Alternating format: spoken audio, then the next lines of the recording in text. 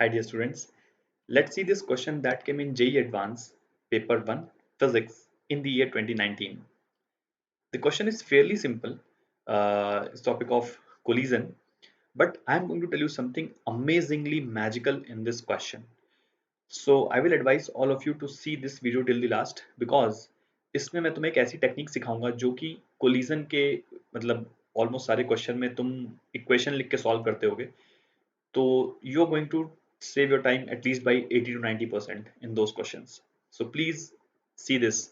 तो इसमें मैं तुम्हें वो चीज़ लास्ट में बताता हूँ। पहले इस क्वेश्चन में देखते हैं क्या हो रहा है। ये 1 kg का ब्लॉक है, ये 2 kg का ब्लॉक अनस्ट्रेस्ड स्प्रिंग से कनेक्टेड है। स्प्रिंग कांस्टेंट क्वेश्चन में 2 दिया हुआ है एसआई यूनिट्स में। ब्लॉक कोलाइड करता है इलास्टिकली। क्वेश्चन में पूछा गया है कि by the time 2 kg block right में जाके वापस अपनी मीन पोजीशन पे आता है, मतलब यहाँ से ऐसे वो कोलिजन के बाद राइट में जाएगा और फिर वापस आएगा।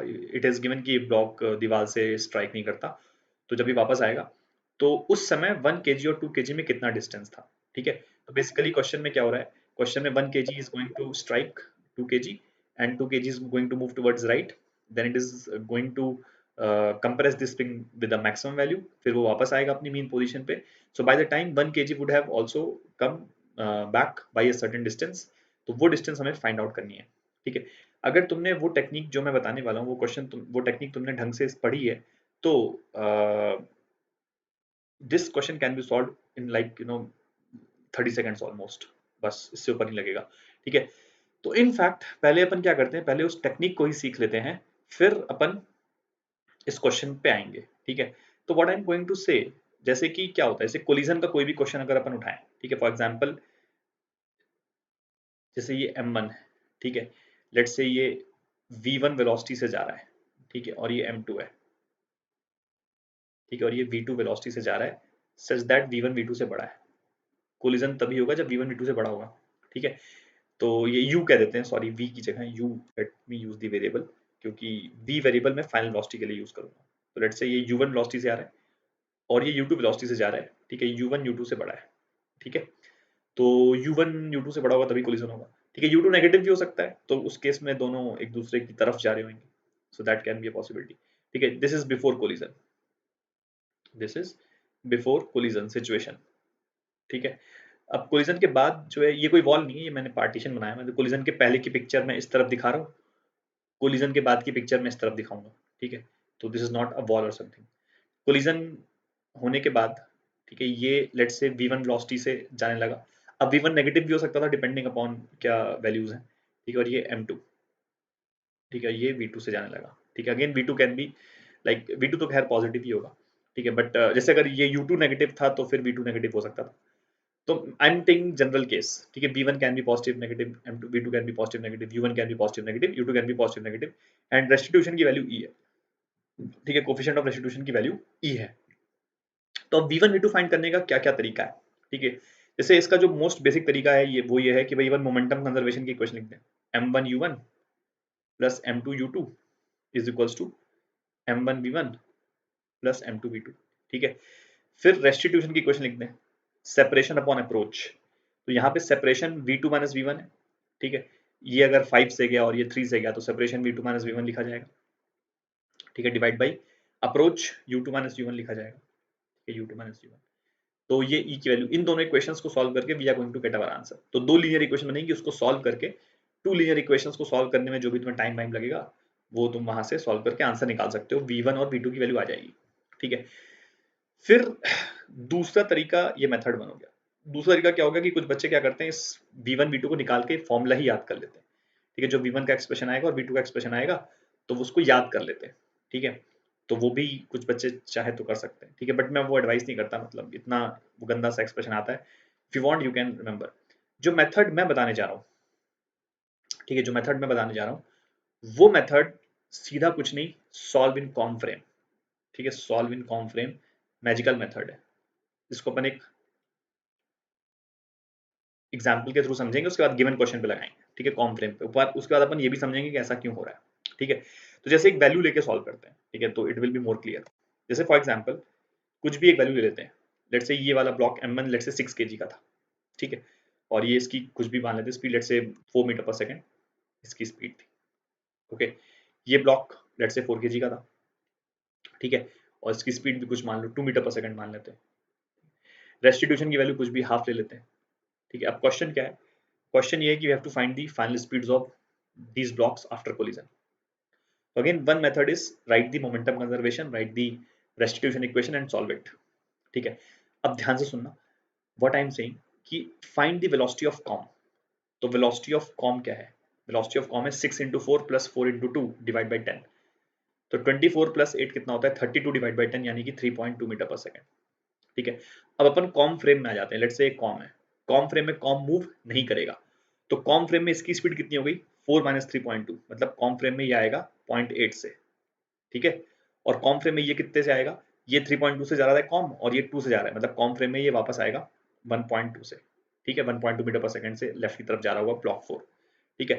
अब तुम्हें कुछ नहीं करना है, इस हाफ को इस 0.8 से मल्टीप्लाई करो और रिवर्स कर दो, तो हाफ इंटू 0.8 कितना होता है 0.4, ये इस 6 kg ब्लॉक की वेलोसिटी होगी कॉम फ्रेम में, और ये 1.2 को हाफ से मल्टीप्लाई कर दो तो 0.6, ये 0.6 वेलोसिटी होगी इन दोनों की, मतलब 6 की 0.4 होगी और 4 की 0.6 होगी कॉम फ्रेम में, ठीक है, कॉम फ्रेम में लिखी हुई है।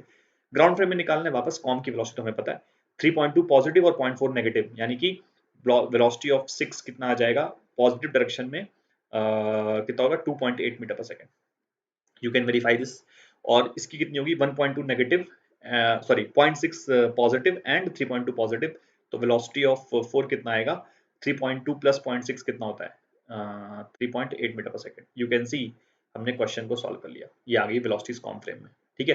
तो फिर से मैं बताता हूँ मैंने क्या किया, कॉम फ्रेम में दोनों ब्लॉक की इनिशियल वेलोसिटी लिखी, सबसे पहले कॉम की वेलोसिटी फाइंड कर ली, कॉम के फ्रेम में फिर दोनों की इनिशियल वेलोसिटी लिखी, अब उस इनिशियल वेलोसिटी को मैंने रेस्टिट्यूशन से मल्टीप्लाई कर दिया और डायरेक्शन पलट दी, ठीक है। तो जो वेलोसिटीज आएंगी वो कॉम फ्रेम में ही आ गई, ये वाली वेलोसिटीज कॉम फ्रेम में आ गई। अब बस कॉम की वेलोसिटी पता है और कॉम की फाइनल वेलोसिटी, कॉम फ्रेम में ये फाइनल वेलोसिटीज पता है, तो ग्राउंड फ्रेम में निकालने के लिए मैंने दोनों को सुपर इम्पोज कर दिया, ये -0.4 प्लस 3.2 कितना होता है 2.8 पॉजिटिव, और ये 0.6 पॉजिटिव और 3.2 पॉजिटिव, तो 3.8 पॉजिटिव, मतलब जो दोनों ब्लॉक पॉजिटिव डायरेक्शन में 3.8 और 2.8 मीटर पर सेकंड से जा रहे होंगे, ये आंसर है।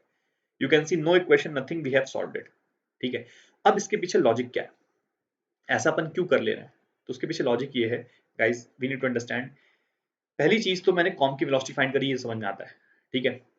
अब कॉम के फ्रेम में लीनियर मोमेंटम जो है हमेशा जीरो होता है, ठीक है, ये अगर फैक्ट तुम्हें पता है, कॉम के फ्रेम में किसी भी सिस्टम का लीनियर मोमेंटम कभी भी नहीं आ सकता, ठीक है, क्योंकि देखो लीनियर मोमेंटम डिफाइन कैसे की गई है, mass into velocity of centre of mass, किसी भी सिस्टम की लीनियर मोमेंटम डिफाइन की गई है mass into velocity of centre of mass.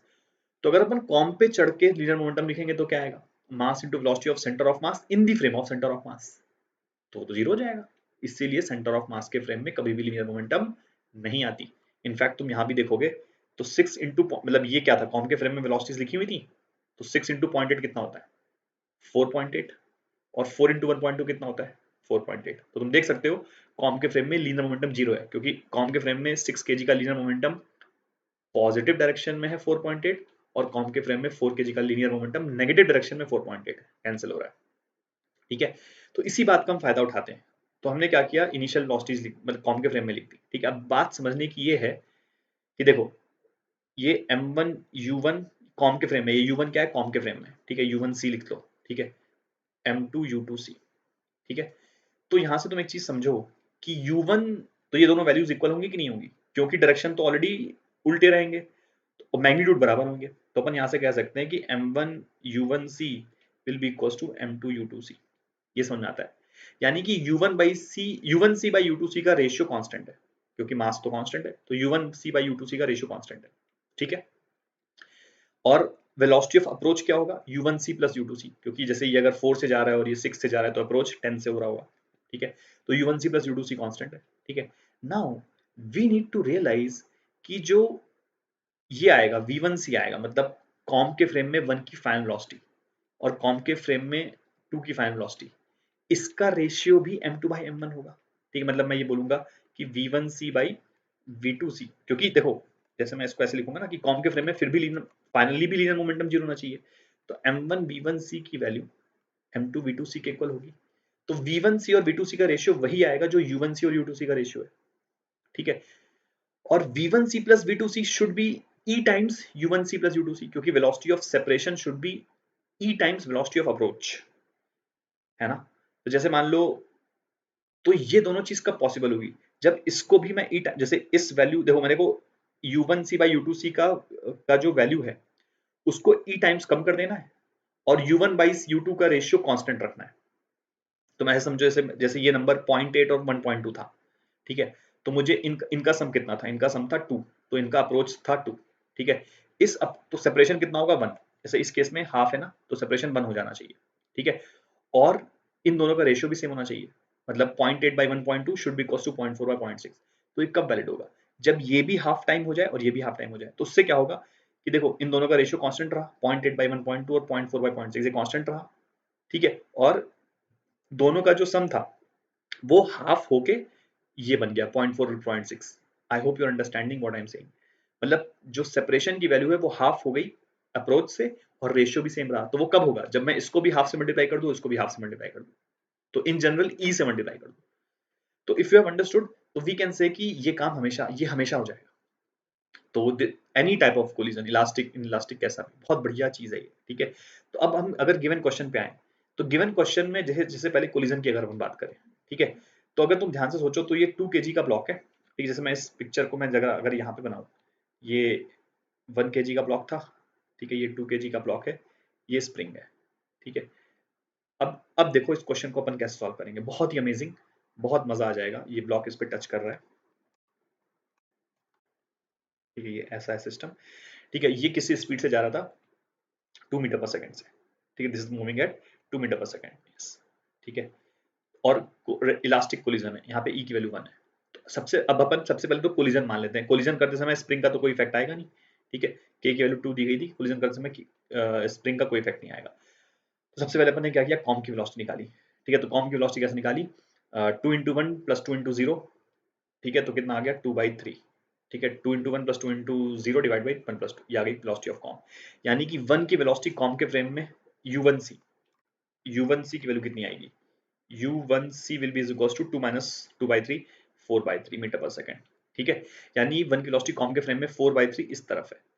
Collision के बाद E1 है, तो ये 1 कॉम के फ्रेम में 1 4/3 से वापस लौट जाएगा, ठीक है। तो v1c विल बी -4/3, ठीक है।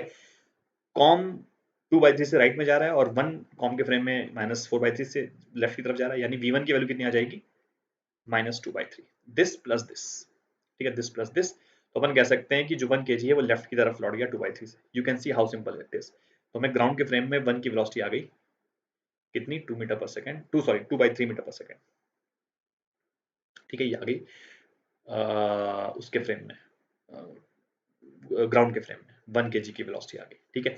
2 kg की वेलोसिटी भी अपन निकाल सकते हैं, निकालने की जरूरत ही नहीं है, ठीक है, इस क्वेश्चन में रिक्वायरमेंट ही नहीं है। क्वेश्चन पूछा गया है कि जितनी देर में ये 2 kg यहाँ से वापस आ जाएगा, तो अब 2 kg एसएचएम करना शुरू करेगा, ठीक है। तो ये इधर जाएगा और यहाँ पे अपनी एक्सट्रीम पोजिशन पे टच करके वापस आ जाएगा। तो ये हाफ टाइम पीरियड लगेगा t/2, ठीक है।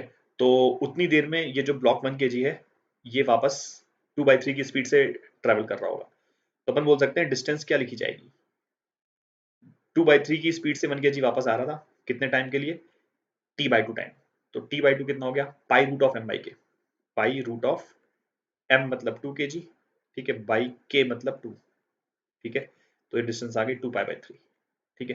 तो पाई के 3.14 डाल के ये वैल्यू अप्रोक्सीमेटली 2.09 के आसपास आ जाएगी, which is what the answer is. तो you can see this is the best possible solution in my opinion. बहुत ही छोटा सोल्यूशन है, इसमें तुम्हें अगर तुमने ये टेक्निक सीख रखी है तो तुम्हें ये 30 सेकंड से ज्यादा इस क्वेश्चन को सॉल्व करने में नहीं लगेगा। So I hope you would have enjoyed this solution and I hope you would have learn something new. That's it, thank you.